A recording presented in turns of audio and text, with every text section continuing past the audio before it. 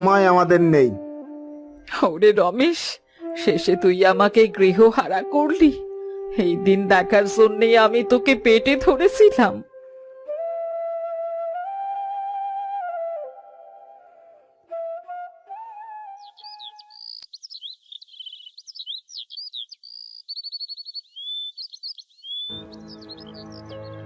মা, মা আমি আর পারছি না।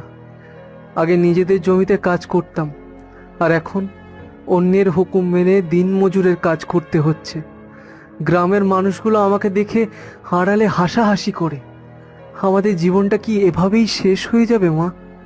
ভেঙে পড়িস না বাবা, মানুষের দিন সব সময় একরকম যায় না। তোর দাদা ভুল করেছে, আর তার সাজা আমরা পাচ্ছি। কিন্তু তোকে তোকে তো শক্ত থাকতে হবে। এইভাবে ভেঙে পড়লে চলবে না অভি। চোখের জল কোনো সমস্যার সমাধান নয়। বড়দা আমাদের জমি আর বাড়ি ঠিকই কেড়ে নিয়েছেন, কিন্তু আমাদের মেধা আর তোমার পরিশ্রম করার ক্ষমতা তো কেউ কেড়ে নিতে পারেনি। কিন্তু মিথিলা, এই পোড়া কপালে কি আর সুদিন ফিরবে? আমাদের হাতে তো আর কোনো পুঁজি নেই। আমি খবরের কাগজে পড়েছি, সরকার এখন শিক্ষিত যুবক যুবতীদের জন্য অনেক সুযোগ দিচ্ছে। আমরা যদি কিষাণ ক্রেডিট কার্ড আর স্বনির্ভর গোষ্ঠীর মাধ্যমে সরকারি ঋণের আবেদন করি, তবে আমরা একটা ছোট পোল্ট্রি ফার্ম আর উন্নত প্রযুক্তির সবজি চাষ করতে পারবো। ঋণ? কিন্তু সেই ঋণ শোধ করব কি করে আমরা? আমরা তো চাষবাসের পুরনো নিয়ম ছাড়া আর কিছুই জানি না। সেখানেই শিক্ষার কাজ। আমি সব পরিকল্পনা তৈরি করেছি। আমি জানি কোন ঋতুতে কোন সার ব্যবহার করলে ফলন বেশি হবে, আর কিভাবে অল্প জায়গায় বৈজ্ঞানিক পদ্ধতিতে হাঁস মুরগি পালন করলে লাভ দ্বিগুণ হয়। আমি সব আবেদন পূরণ করে রেখেছি, শুধু তোমার সম্মতি চাই। মা মিথিলা, তুমি ঠিক বলছো তো? আমরা কি আবার ঘুরে দাঁড়াতে পারবো? অবশ্যই মা, শিক্ষা আমাদের শুধু চাকরি করাই শেখায় না, প্রতিকূল পরিস্থিতিতে পথ চলতেও শেখায়। আমরা অন্যের জমিতে কাজ করা ছেড়ে নিজেদের কিছু খামার গড়ে তুলব। তুমি যখন বলছো মিথিলা, তখন আমার বিশ্বাস হচ্ছে। কাল থেকেই আমি তোমার কথা মতো সব ব্যবস্থা করব।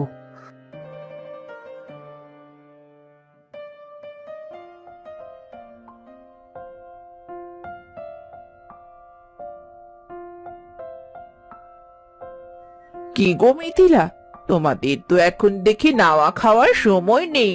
ওই গোবর আর কুড়োর মধ্যে কি এমন খুঁজে পেলে যে সারাদিন ওখানেই পড়ে থাকো? আসুন মালতী দিদি, এই তো দেখুন, আমাদের খামারের কাজ প্রায় শেষ। এখন নিয়ম মতো মুরগিগুলোর যত্ন নেওয়া আর সময় মতো ওষুধ দেবার অপেক্ষা। কিন্তু ছোট বউ, আমরা তো জানি পড়াশোনা করলে মানুষ বাবু হয়ে অফিসে যায়। তুমি এই নোংরা কাজ কেন করছো? তোমার ওই পড়াশোনা কি মুরগি পালনের চেয়ে বেশি কিছু শেখাতে পারলো না? দিদি, এটাই আমাদের ভুল ধারণা। শিক্ষা মানে শুধু বড় চাকরি নয়, শিক্ষা মানে হলো যে কোনো কাজকে আরো উন্নতভাবে করার কৌশল জানা। আমি যদি না পড়তাম, তবে জানতামই না কোন অসুখে মুরগি মারা যায়, কিংবা কিভাবে বিজ্ঞানসম্মত উপায়ে চাষ করলে কম খরচ আর বেশি লাভ হয়। তাই নাকি? শুধু বই পড়িয়ে কি সব জানা যায়? অবশ্যই।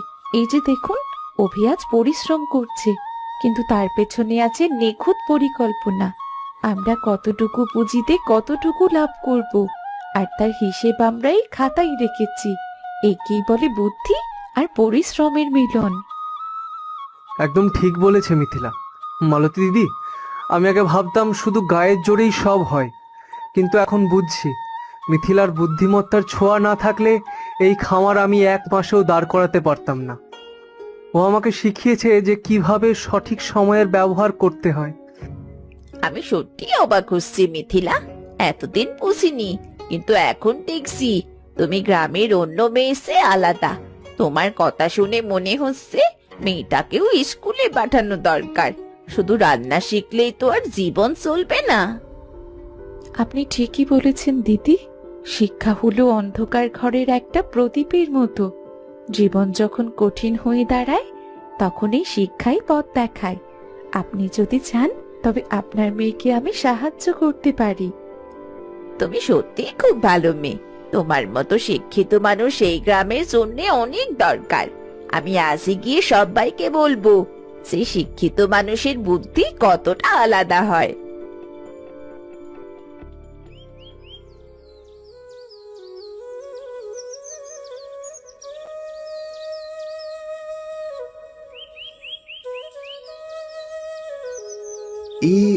এই আমি কি দেখছি? কয়েক মাস আগেও যারা দুবেলা অন্যের জন্য মানুষের দুয়ারে যেত, আজ তাদের বাড়ির সামনে বড় বড় ট্রাকে মাল আসছে। অভির তো দেখি এখন পা মাটিতেই পড়ে না। একেই বলে মেধার পরিশ্রমের ফসল।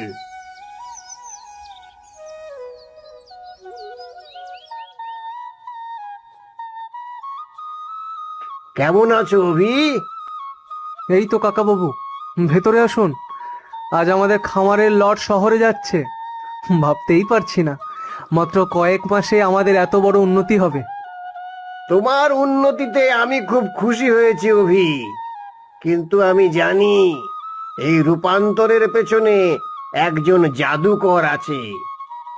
মিথিলামা কোথায়? প্রণাম নিন কাকা বাবু, ভেতরে আসুন। আপনাদের আশীর্বাদে আজ আমরা এই অবস্থানে আসতে পেরেছি। না মা, শুধু আশীর্বাদে কাজ হয় না। আজ তোমার বুদ্ধির জয় হয়েছে। পুরো গ্রাম এখন তোমার গল্প করে। তারা বলছে শিক্ষিত মানুষের বুদ্ধি যে আলাদা তা মিথিলাকে না দেখলে বোঝা যেত না। তুমি শুধু খামার গড়নি, তুমি প্রমাণ করেছো যে বিজ্ঞানসম্মত পদ্ধতিতে কাজ করলে মাটি থেকে সোনাও ফলানো সম্ভব। কাকা বাবু, আমি আলাদা কিছুই করিনি, শুধু বাজারের চাহিদা বুঝেছি আর মুরগির রোগ প্রতিরোধের জন্য সঠিক প্রতিষেধকের ব্যবস্থা করেছি। শিক্ষা আমাকে শিখিয়েছে অন্ধের মতো পরিশ্রম না করে লক্ষ্য ঠিক রেখে এগোতে হয়। একদম ঠিক বলেছ মা। তোমার এই সাফল্য দেখে গ্রামের আর 10টা ছেলে মেয়ে আজ পড়াশোনা করতে উৎসাহ পাচ্ছে। তুমি তো ওদের চোখ খুলে দিয়েছো। অভির পরিশ্রম আর তোমার এই বুদ্ধি, এই দুই মিলে আজ সাফল্যের চূড়ায় পৌঁছে গেছো তোমরা। হ্যাঁ কাকাবাবু, মিথিলা না থাকলে আমি হয়তো আজ কোনো কারখানার শ্রমিক হয়েই জীবন কাটাতাম। আশীর্বাদ করি তোমরা ভালো থাকো। আমি এখন যাই।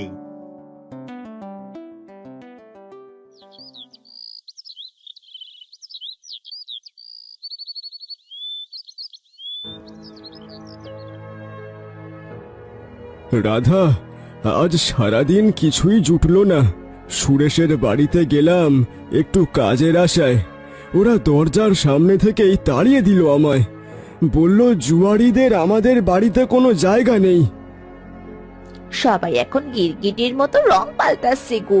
আমাদের সময় যখন ভালো ছিল তখন তোমাকে কত তোষামত করতো, আর এখন ওই শিক্ষিত মেম সাহেব মিথিলার বাড়ি গিয়ে তারা ফিস জমাচ্ছে।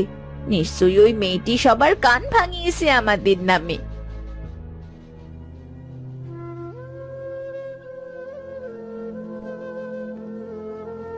ওরে রমেশ, তোদের এই অবস্থা দেখে আমি সে আর সইতে পারছি না।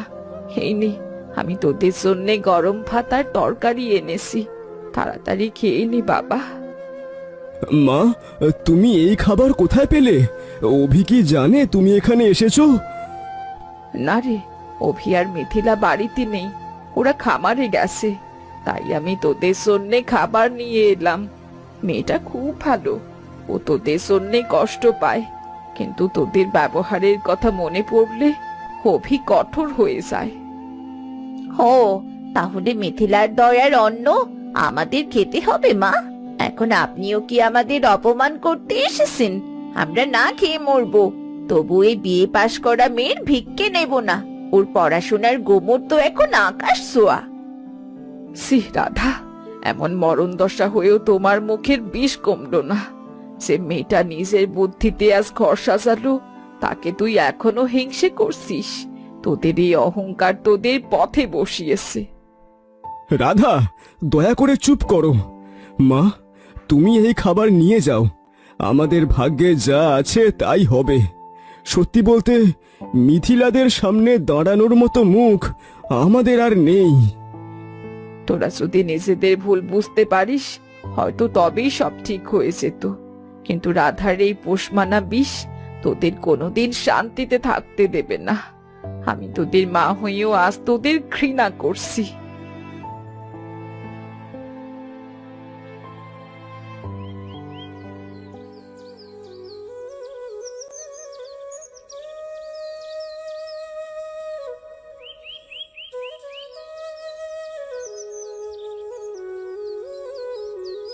দাদা, তোমরা এখানে? অভি, আমাকে তাড়িয়ে দিস না ভাই। আমি ভুল করেছি। তোর বৌদিও তার ভুল বুঝতে পেরেছে। আমাদের মাথা গোঁজার কোনো ঠাঁই নেই ভাই। আমরা না খেয়ে মরছি। মিথিলা, আমি তোমাকে অনেক কষ্ট দিয়েছি, তোমার শিক্ষাকে উপহাস করেছি। আজ বুঝতে পারছি, পড়াশোনা জানা থাকলে আমি এভাবে পথের ফকির হতাম না। আমাকে ক্ষমা করে দাও বোন। অভি, ওরা তোর আপন দাদা আর বৌদি, রক্ত তো কথা বলে বাবা। ওদের একটা সুযোগ দেওয়া যায় না? মা, বর্দার দিদিভাই যেভাবে ভুল করেছেন তা ক্ষমার যোগ্য, কিন্তু যে মনে হিংসা আর দম্ভ থাকে সেই মন সহজে পরিবর্তন করা যায় না। ক্ষমা করা এক জিনিস, আর এক ছাদের নিচে থাকা অন্য জিনিস। তোমরা মাকে, আমার স্ত্রীকে অপমান করেছো। অভি, তাহলে আমরা এখন কোথায় যাব? আমি তোমাদের অমানুষের মতো পথে ফেলে দেব না। মানবিকতার খাতিরে আমি তোমাদের গ্রামের শেষ প্রান্তে একটি ছোট্ট ঘর আর মাসে মাসে খাওয়ার খরচ দিয়ে দেব, কিন্তু এই বাড়িতে তোমাদের কোনো স্থান নেই। আমি চাই না আমার এই শান্তির ঘরে আবার কোনোদিনও কলহ আর কুটিলতার বিষ প্রবেশ করুক। দিদি ভাই, শিক্ষাকে আপনারা অবহেলা করেছিলেন, আজ সেই শিক্ষার আলোয় আমাদের জীবন সুন্দর করেছে। আর অশিক্ষার অন্ধকারে ডুবে